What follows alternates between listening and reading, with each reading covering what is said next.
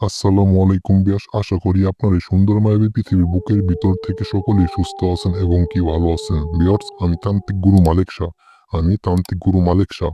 আজকে আপনাদের মাঝে আমি একটা কার্যকারী মন্ত্র নিয়ে হাজির হয়েছি। একটা মন্ত্র নিয়ে হাজির হয়েছি। দেহ বুক, দেহ বুক, দেহ আকর্ষণ মন্ত্র। এই মন্ত্রটা পাঠ করবেন। এই মন্ত্রটা পাঠ করবেন।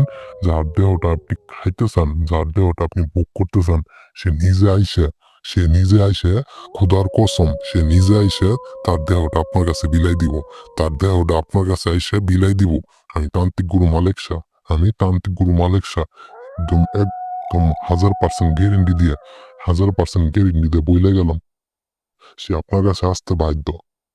সে আপনার কাছে আসতে বাধ্য। শুধুমাত্র তার নামটা বইলে এই মন্ত্রটা প্রয়োগ করবেন। শুধুমাত্র নামটা বইলে এই মন্ত্রটা প্রয়োগ করবেন নিয়ম মেনে।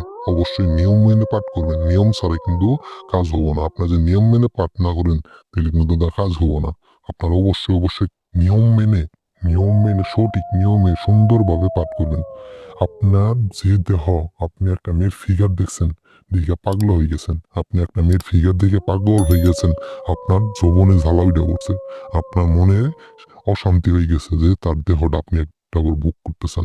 তার দেহটা নিয়ে আপনি খাটতে আবাইতেছেন। তার দেহ নিয়ে আপনি খেলা করতেছেন। তার দেহটা হাতে মন মতো দেখতেছেন, মন মতো খেলতেছেন। তো আপনার স্বপ্নই থেকে যায়। আপনি স্বপ্নটা পূরণ করতে পারেন না। এই মন্ত্রটা প্রয়োগ করবেন, সে নিজে আইসে তার দেহটা দিব।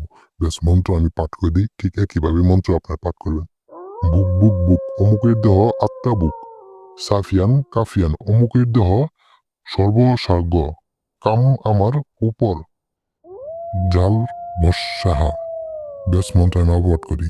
বুক বুক বুক, অমুকের দেহ আত্মা বুক। সাফিয়ান কাফিয়ান, অমুকের দেহ সর্বাঙ্গ। কাম আমার উপর ডাল বর্ষ সাহা।